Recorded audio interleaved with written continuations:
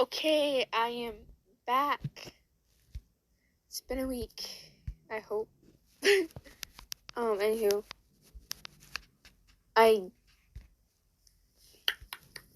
if one thing I do want to go over is that I feel like I have made Bakugo weaker in my story in every fight that he's been in. When I actually said he was stronger and he trained harder for Deku.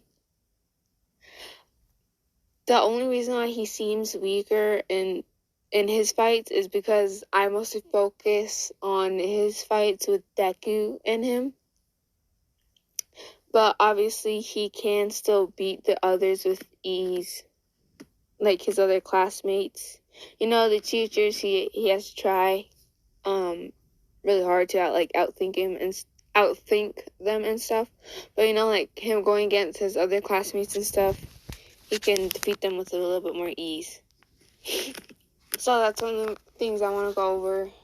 And another thing is that I notice in every video that I have already posted and that is up, I seem to focus everything on one main event.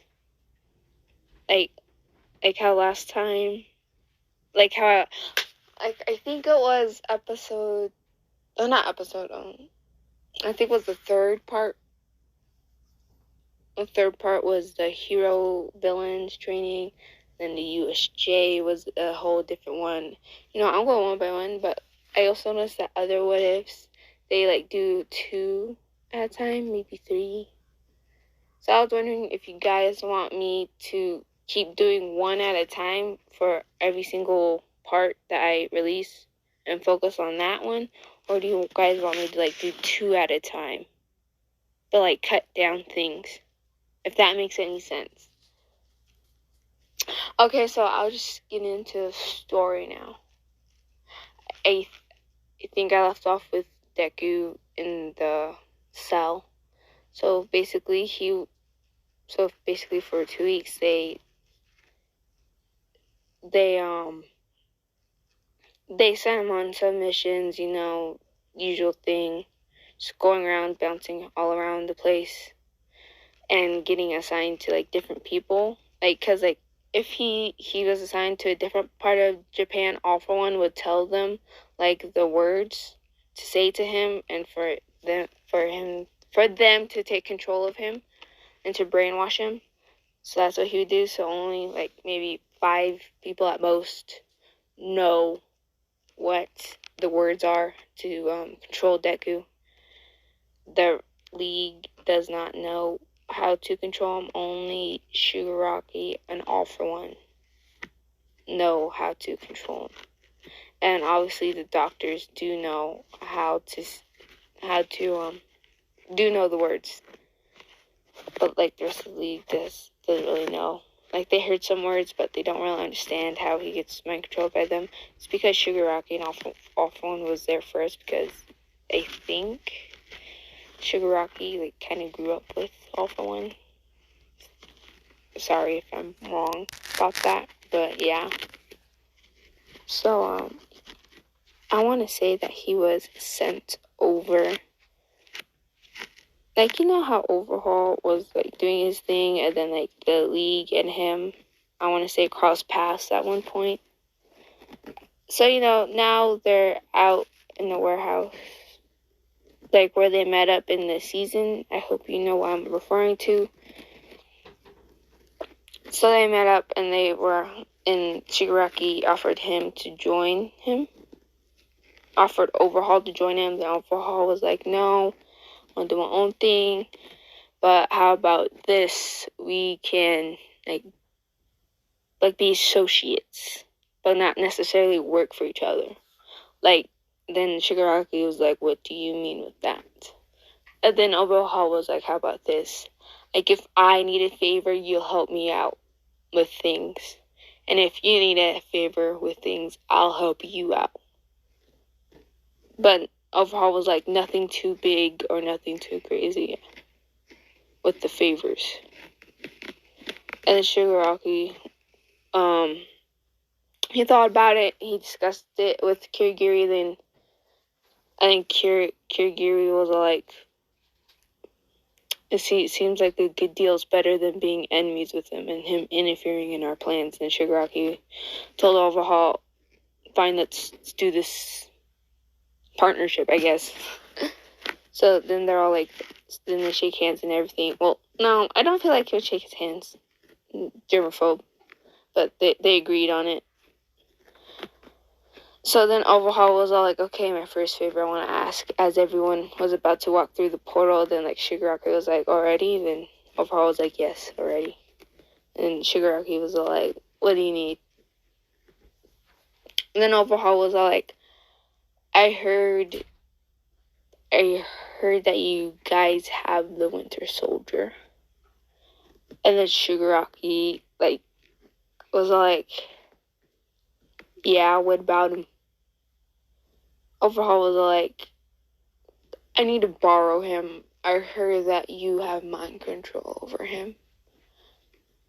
And then Shigaraki was like, how did you know that? And Overhaul was like, I have people, and I have collected some things on him, and he seems like a lethal asset, and I do need some help getting some people out of my way. So then, and Shigaraki was all like, give me 5 minutes to discuss this.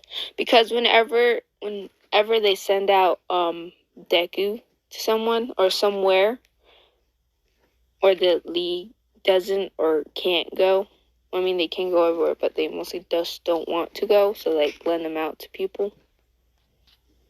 Not that many people, again, only like 5 people know the words. So then Shigaraki enters the portal. 5 minutes later, he comes back out. And between those 5 minutes, he discussed it with All For One. Because they do know lately Deku's been getting not as, he's not getting as controlled.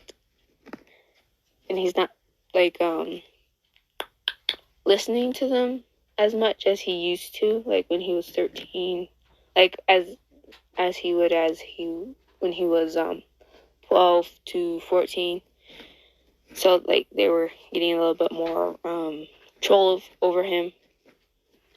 So between those 5 minutes, All For One said, just let him out. We just might as well. I mean, you did make that deal, so you have to hold up your end of it. And then Shigaraki was like, yes, master. So then he walks back through the portal, and then Overhaul was all like, finally. And then Shigaraki was all like, it's a deal. But first, why do you need him? What are you going to use him for? And then Overhaul was all like, I'm just going to use him like how you usually do. Just get some people on my way. You know, maybe send them out to get some stuff for me. And then Shigaraki was like, he pulls out a red notebook out of his jacket, and like he tells the rest of the league to go back inside, like go into the portal. And then he already told the nurses and the doctors to go get Deku ready, like to handcuff him and stuff, and like put his guns and suit on. Because whenever like they're doing like a transfer like this with Deku, they usually put handcuffs on him, if anything, for anything. So yeah, and then Overhaul was like, what is this? Why did you hand me a book? And Shigaraki explains everything and all the words that he needs to say to Deku for him to listen to him. And then Overhaul was like, then he started reading it. Longing, Rusted, Furnace, Daybreak, 17, Beneath, 9, Homecoming, 1, Flight Car. And then he says, he reads it out loud, and then he says to Shigaraki, these are random words.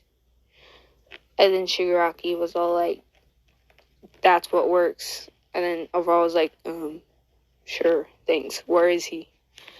So then Deku walks out of the portal, and he sees him in his metal arm and his suit and everything, and then he was like, so this is the Winter Soldier.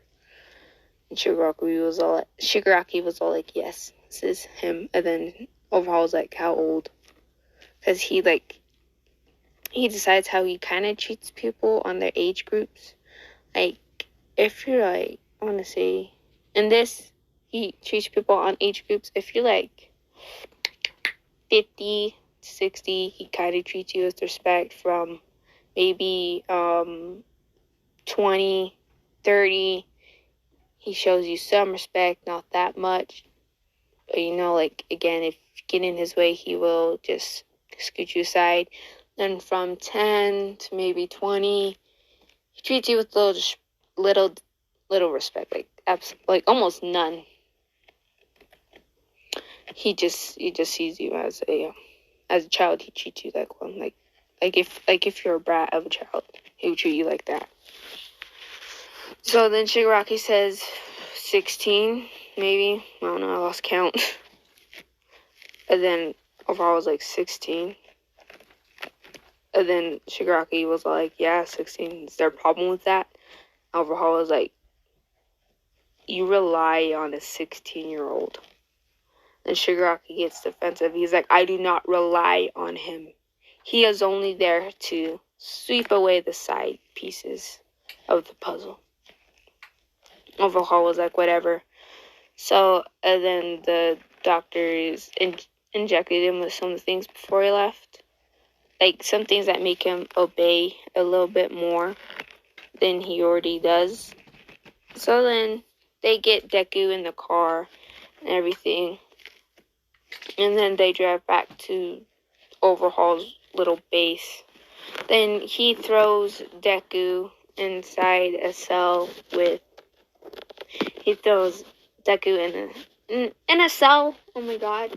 In a cell with, beside Eri. So, like... So then Eri looks over at him. Like, no, Eri had a room. I want to say that, Eri, like...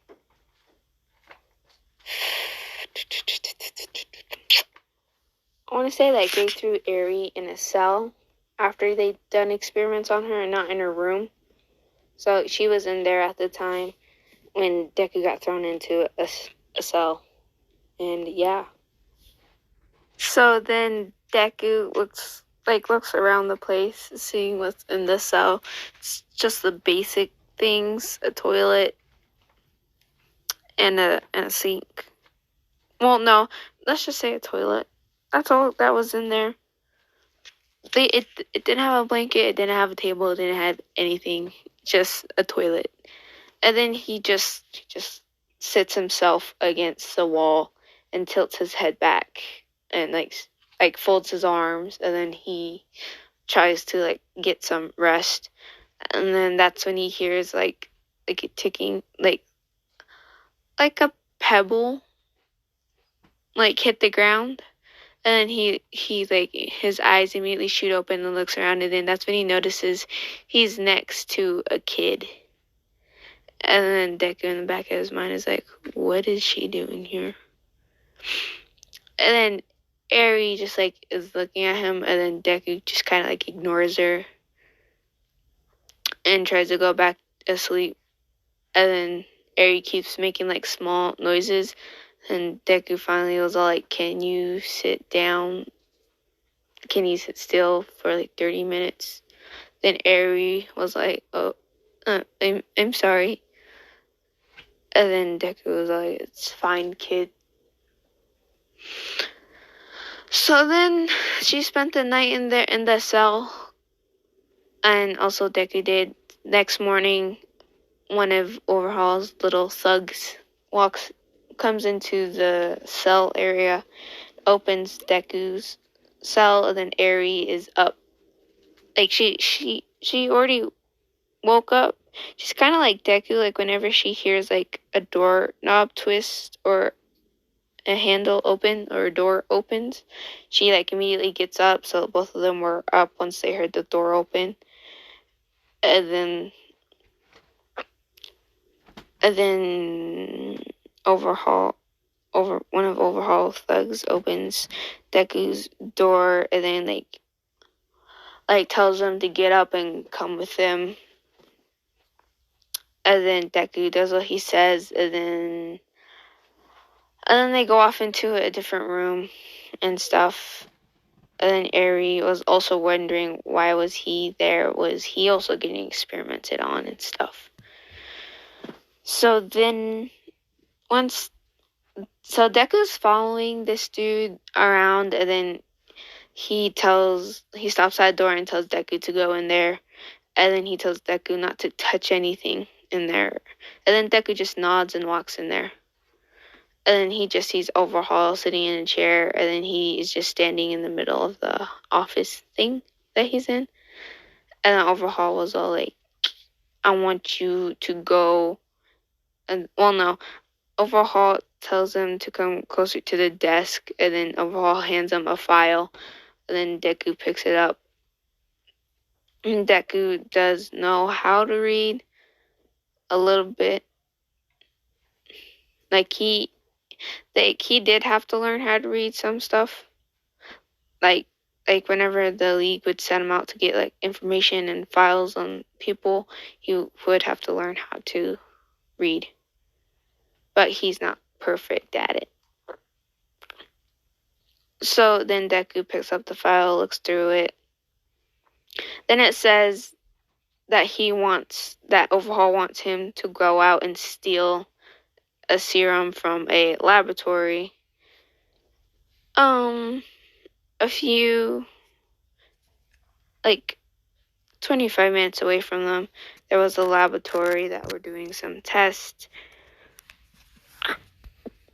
And they did make a serum to make the quirk, like where they can like extract someone's quirk out of them, but like not make the person also go quirkless, basically. And then Deku quickly reads through it, and that's what he reads. And Overhaul was all like, I want you to go over there and get that serum for me. And Deku was all like, just nodded his head. And then Overhaul was like, do you understand everything? And then Deku was all like, yes, sir. And then Overhaul was like, good. And then he like presses a button, and like a doctor comes in and takes Deku away. And they put him in a chair and like start saying the words. And then he's brain controlled, and then they tell him to go off and do something. They do it like how One for All does. They have someone drive him around. Like they have someone drop him off like a block away from the place. Then he goes roof to roof, getting to the laboratory. And then once he's like at the, like next to the building of the laboratory, he starts to hack into the place, like disabling their alarms on the west side of the laboratory without them noticing. So then he sneaks in there, and then he also shuts off the lights and the whole place. So everything's like off right now. Even the emergency backup lights are off. So everyone's like, what the fuck's going on? And like some people start getting out their phones and stuff, and like flashlights and looking around. Well, they're doing that and panicking and like calling people like to fix this, because like they do have some chemicals that they do need to keep cool, or else it's bad. And like some of the chemicals they keep could kill people if they don't keep it cooled. I'm not a chemist. I'm just gonna say that in here. So they're like say like hurry up and turn it back on, the electricity back on, and then like the guy's at the other end, and then he's like, I don't know what's going on, everything seems fine over here, it must be something at your end. And then they're like, okay, fine. And while they're panicking, Deku is going around every corner until he gets to that certain lab which guards are by it. And then he just quickly kills them with a suppressed gun thing. So then he gets in there pretty easily. And then he does notice some doctors in there, and then he just tells them if they move that he will kill them. and then they obviously comply. Their quirks in there I just want to say, aren't really defensive, and they can't really hurt Deku with their quirks, because their quirks mostly revolve around chemicals and stuff, or some of them are just like weak quirks that they can't really do much about it. So that's why they didn't really fight back. So then Deku gets the chemicals and he puts them in the case, and it's like 2 vials. And then as he's doing that, he grabs out a lighter and burns all the files on everything that they had on that serum, because Overhaul doesn't want them to make it again for anyone else to use them on. So then he hurries up and like ties them up and puts like tape over their mouth and throws them in like a closet and closes the door for them to be found. Then he hurry up and runs out, but by that time the lights switch on and everyone sees him. They see the metal arm and they see the green hair and everything. And then like one of them was like, "Oh shit, you're the Winter Soldier." Then not like everyone, like only some people in there like knew what the Winter Soldier was because of the word on the streets and everything.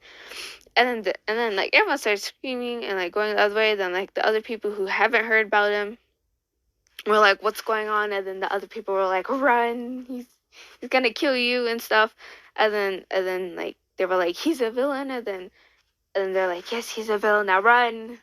So everyone was like fleeing out of his way, and Deku was just like, like walking down the halls until he got to the roof. And then that's when the cops with the SWAT suits were there. And then they were like, "Put down the case and put your hands up." And then Deku does what they said. And then as they were like getting closer and closer, the pro heroes weren't there yet for some reason.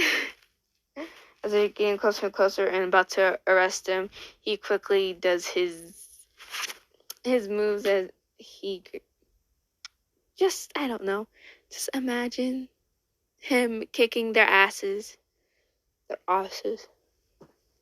Yeah. So he basically beats them to a bloody pulp. And then like he like kills every single one of them. And then he grabs the case, and then he jumps out the window. And then he starts like running on the roof again. And by that time the pro heroes like were like at the door, like searching the place and everything for him. And I want to say this is at night. Well, no, that doesn't make sense. I want to say it's like around 5 to 5:30 in the evening. Yeah. So he's jumping roof to roof, and then he finally gets to the car. So that was a mission success for him. And then once he gets in the car, they drive away and everything. So then they get back to Overhaul's base. And Overhaul was like once like one of his thugs comes in and says like he's back, he's got the serum, it's a mission success and everything. Overhaul was like, "Where is it?" And then another person walks in with the case, and then Overhaul opens it and he's like, "Finally, we can fix this world." And then Overhaul's like, "Go get Aerie ready." So then he goes off and does that. He goes in. Should probably cut back to Deku before we get into that. So then, once Deku comes back, Deku gives them the case, and then they're like, "Thanks," or like, "No, not thanks." They'll just grab out of his hands and like start walking towards Overhaul's office thing. And as another one of them takes Deku back to his cell, and they throw him in there. And then like 5 minutes later, one of them comes in there and gets Aerie. Then Aerie's like, "No, please, I don't want this." And then they just grab her by her arm and start yanking her out of there until she finally starts walking beside them willingly. And Deku just kind of looks at them go out the door, and he's like, "Sorry, kid, can't really help you," because he's kind of in the same boat as Eri. So then Eri gets strapped to the chair, and they do the experiments, and they like start the serum on her, and then like 5 minutes later they take out the stuff. Not sure how I want to do this. Hold on. So I want to say like they also, so they extract the stuff that they needed out of Eri, and then they start making the bullets, and then they test it out on some random person, and then it turns out it did work. This speeds up everything a little bit more.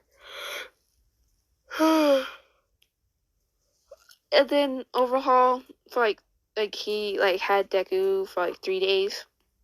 He sent Deku out to kill some people, and then at the end of the 3 days, and then overhaul contact Shigaraki, and then he was all like, "Okay, we're done using him."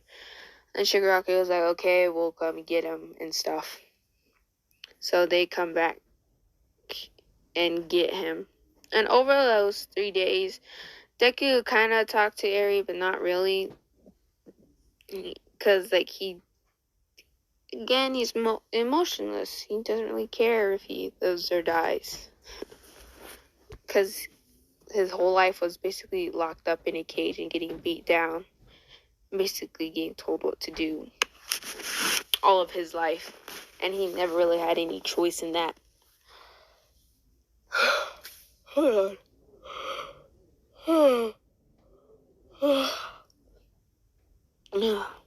Sorry. Oh, where were we? Yeah, he never really had a choice in life. So then they come back and pick him up. I want to speed this up. By the way, the sports festival, that whole thing happened over these 3 days. This fights went the same way. Bakugo still was first place, but he didn't argue. He wasn't chained up like how he was in canon. He just stood there proudly and said that he did it, and he was proud of himself and stuff. So then, yeah, he won and everything. Kind of glossed over that, but in this, again, it's a deku. What if? So yeah, but I do want to speed something up. The fight between All Might. Hold on. Okay, forget what I just said. I want to say that between that few weeks, that 2 weeks that Deku was in the cell, was in the cell at the League of Villains, and then the whole overhaul thing and the chemicals, that between those weeks, All Might and Bakugo got closer. Bakugo told All Might his story about his friend, because All Might was curious about the Winter Soldier and his relations. So then he got a little bit more in-depth story behind their friendship and everything. Then All Might did feel bad, but then he also did feel a sense of good coming from Bakugo in this. He saw how Bakugo wanted to change the past, and he saw his mistakes, and he's learning from them. And he thought that was also a good trait in a hero. So then, in this, Bakugo gets all for one. It's not gonna be Deku. Cause I think I planned this ahead, but also not really. But yeah, Bakugo got all for one. That's how he won. The sports festival and everything. So yeah, that's what happened with Bakugo over that 3 weeks, I want to say. So it's been 3 weeks since Bakugo saw Deku in his last encounter. And for the internships, he did go with the Gran Torino and Sir Night-Eye. They both wanted to meet him and the successor that All Might chose. Sir Night-Eye also still felt like Muriel deserved it more than Bakugo, because he did see the errors in Bakugo, but then he also saw how strong he was. So then Sir Night-Eye didn't really put up with a fight with him, and then he kind of respected All Might's decision for the successor. And Gran Torino also taught Bakugo how to move more, and also not just rely on his hands, to also how to kick sometimes to surprise his opponents, and also how to move more swiftly in mid-air with his explosions. So he learned that with the internships. I hope I did that right, the order, because I don't completely remember every arc in My Hero Academia. So yeah, that's what happened with Bakugo the past few weeks. So I want to say when they picked up Deku from Overhaul, like Deku did say goodbye to Eri, and then Eri was like, am I ever gonna see you again? Because she kind of got a little attached to Deku, not too much, but she did nonetheless, because he was the first person, well, not the first, but he has been the first person that she was able to talk to in a long while about how she felt everything. And then Deku did kind of tell her some of his story, only like bits and pieces of it. He didn't really tell her that he did kill people and that he was a weapon, basically, for people to use. He only told her like about what happened with his mother and stuff. Deku did kind of also grow a little attachment with Eri, but then again, he was kind of more cold to her. So yeah, when they picked up Deku, they went back to the base. And I want to say that the fight with All For One and All Might, it happened earlier. It happened a day after Deku got picked up. So when all the villains were like, oh shit, All Might's here and stuff. But Bakugo wasn't kidnapped this time. All Might just found out the place where All For One was and where they were hiding out and everything. So all the villains were like trying to like get all the villains and stuff. Hold on.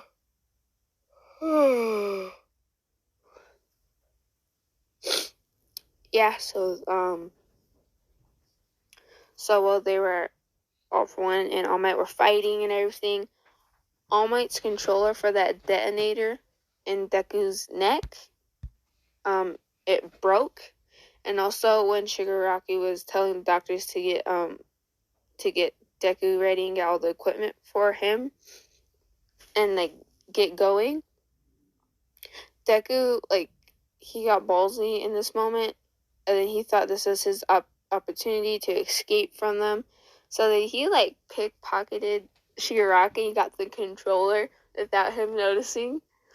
And then he, like, crushed it in his hands, and then it, like, fell in crumbs and pieces. And as everyone was running around, and then the doctors noticed that Deku was in his cell and that he was gone. They couldn't find him. So then they hurry up and run over to Shigaraki and tell them this. And Shigaraki starts screaming out like, that fucking brat, I'm gonna fucking beat him whenever I find him.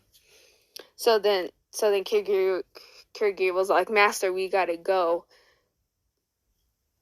So what happened with Deku, after he pickpocketed it, he hurried up a guy's guns and shit. And like literally just like basically jumped out a window and started running. He started booking it. And he did also start a fire in a room, and they did notice that there was a fire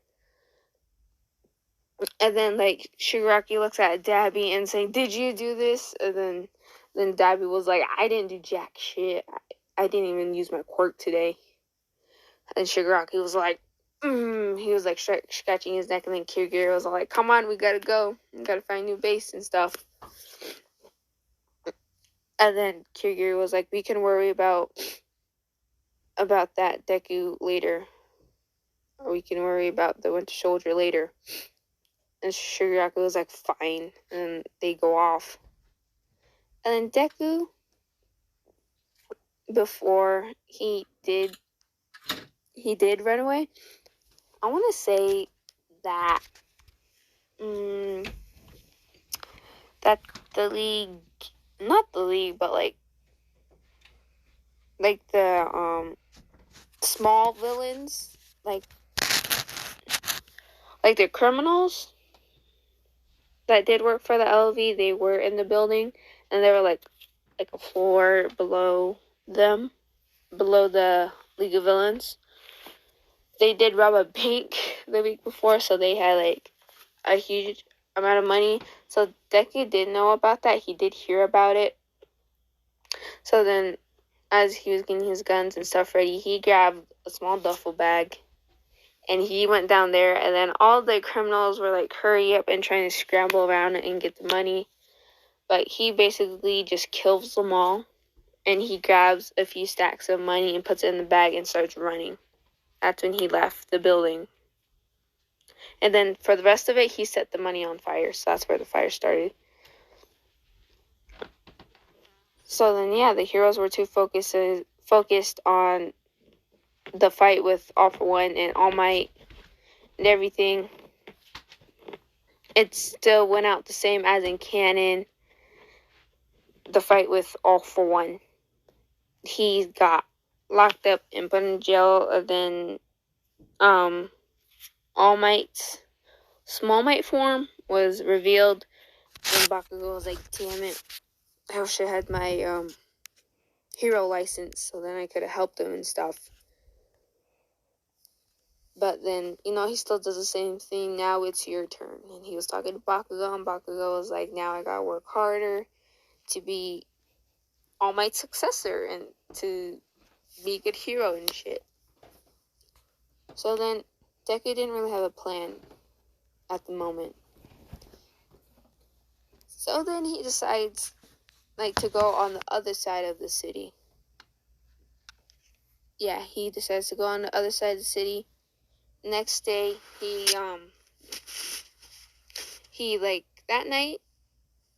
that night he stole a jacket, a hat, and some hair dye, and some normal human clothes.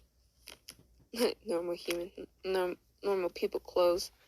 Grabbed a jacket, a red shirt, a hat, some brown hair dye, and some pants and some boots and underwear, obviously. The basic human necessities. He stole all that. Next day, he went over and looking for an apartment. He didn't buy a fancy apartment. He bought one of the apartments on the lower side of town, where it was cheap and stuff. It wasn't that nice, but it wasn't also horrible either. And then he went out and Bucky, Bucky Barnes' room in the Civil War, I think. Hold on, let me figure it out. Yeah, in the movie Civil War, that his apartment, if you watch that. So basically he had that for shelves. He had cinder blocks with wooden planks. He used that as a shelf. He had a small kitchen. He had a couch for a bed, and then he put newspaper over the windows and everything. So he was trying to be off the grid, but he wanted to find a job. So then he decides to change his name, like basically make up his identity now. He was going to change his name to Bucky Buchanan Barnes, because that was one of his master's names he did remember. The one that taught him how to use a knife. That teacher he had wasn't that impactful in his life, but he did remember his name.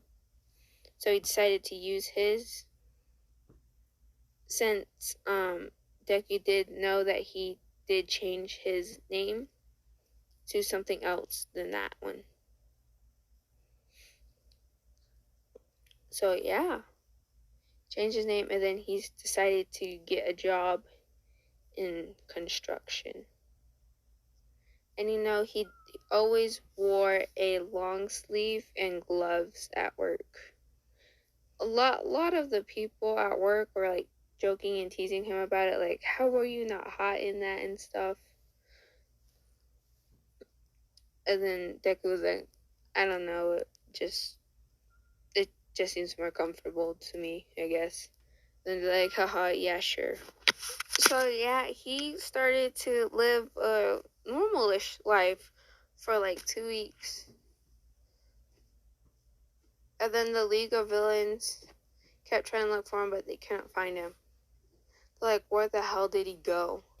And then the heroes was still on his case, but they did notice that his killing slowed down a bit. That like after the overhaul incident, after the One for All fight. And then they did question All for One about him. And Overhaul didn't really, wait, no, not Overhaul, All for One, sorry. All for One didn't say that much about him. Not a damn thing about him. And then the League, like I said, kept trying to find them. They couldn't, because every time Deku would go out, like for groceries and stuff, he would turn off all the cameras on the block, and he would make it look like a glitch. So like for the security guards that were watching on the cameras of stores and stuff, like if he was in there for 30 minutes, he would change back the footage and make it look like a glitch, and he only made it look like it was a second when it was actually 3 minutes for the cameras, if that makes any sense. So that's what he did. And then one of the heroes, by the way, he did dye his hair brown to, because he was most known for his green hair. Not that many people had green hair like Deku. So then once he dyed it brown, no one really bothered him, living life like a normal person. But one thing he did want to do was to go get Eri. That's one thing that he was planning to do. The last people he wanted to kill was to save Eri. Because the reason why, because he felt like he didn't want her to go through everything that he went through over his life. Just to be broken and sad and everything. And just to be used and one day just discarded like nothing. And he didn't want her to go through what he went through, basically. So then he was planning his little plot for Overhaul. And then one day he heard on the news that the Overhaul versus Deku fight was happening. But instead of Deku, it was Bakugo there. So everything that happened with Eri and Deku, like when Eri bumped into Deku, that was Bakugo, but Bakugo was nice about it. And he was with Mirio. And then in the Overhaul fight, Deku like he kind of hacks into the heroes logs and stuff and plans for future attacks and fights. And then Deku was surprised how easily he could hack into it. But then again, he is like a very good hacker. He's very good at what he does. So, like, what's easy for him could be very hard for someone else. Because that's what he was made to do. Anywho, and he did hear about their plan to attack this. So he was already ready for everything. Once that they were fighting and Eri and Mirio, once Mirio got stabbed, once they were walking in the hall, Mirio saw the metal arm, but he didn't see the green hair, but he saw brown hair, and then he immediately clicked it together that this is the Winter Soldier. And then Mirio barely scruffs out a few words, and he was like, Eri, go get behind me. And then Eri was all like, they didn't really exchange names. I mean, obviously Eri told him her name, but Deku only told her his name was Deku. That's what everyone in the league called him. Useless. Same as Bakugo. So then Eri runs up to him and says, Mr. Deku, you're here. And then Deku was all like, yeah, I'm here. And then he picks up Eri, and then Eri was all like, oh, but wait, what about him? And then as he turns around, and Mirio's like, don't go, Eri, basically, because he thought that he was the villain. And then Mirio was like, I will stop you from hurting her and stuff like that. And then Eri was like, no, Mr. Deku isn't a villain, he's really nice. And then Mirio was like, then Mirio was all like, Eri, you don't know what you're talking about. He has killed people. He's a bad man. Then Eri looks at Deku, and then Eri was all like, is it true? And then Deku was all like, no, it's not. And then Eri was all like, see, he wouldn't lie to me and stuff like that. And then once they were about to walk away, Eri was all like, Mr. Deku, can you please help him? And then Deku looks at her, and then Eri was all like, please, can you help him? He's dying and stuff like that. And Deku was like, fine. And then he puts Eri down. And then he pulls out a flare. And then he goes over to Mirio. And Mirio was like, get back. And he was already shot by the quirk canceling bullet that they had. So he couldn't really phase through it.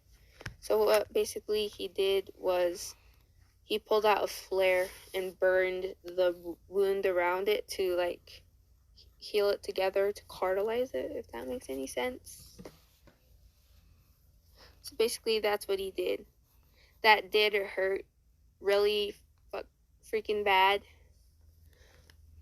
for Mirio, but it did save his life. And then once he was finished, and then Eri was all like, you're hurting him, and then Deku was all like, I'm helping him. It's just what I have to do. And then Eri was like, okay, I trust you. And once he was done, Mirio passed out from the pain. And then Deku picked up Eri, and that's when Aizawa was down the hall. And then Aizawa was all like, put her down. And then Deku was all like, damn it, I knew I wasted too much time. Then Deku starts getting out of there, because he did hack into Overhaul's base and learn out the plan, the layout of it, so he does know the ways around. So then eventually he did lose Aizawa, but then once Aizawa saw Miro on the floor, he told Rocklock, I think that was his name, to get Mirio while he goes after Deku. So basically, once Deku turned on the corner, he was gone. And as I was like looking around and like, where did he go? And he keeps walking down the hall until it gets down to a dead end. And he's like, damn it. So then, yeah, Eri and Deku got out of there. And then Eri was all like, Mr. Deku, where are we going? And then Deku was all like, we're going back to my place. And then Eri was like, I thought you said that you didn't have a home. And then Deku was like, I recently got it. And then Eri like suddenly like deflated and got sad. Then Deku said, what's wrong? And then she said, you should take me back. The bad man is gonna come back again to get me and most likely hurt you. Then that's when Deku says, no, Eri, he will never hurt you again. I will make sure of that. So yeah, that happened in this episode. I hope you liked it, and I hope it made some sense. If it didn't, I'll probably just redo it and try to make a little bit more sense out of it. Anywho, yeah, sorry if you heard any noises in the background. Once again, my dog was in the room with me. Anywho, I guess, goodbye, and have a nice day.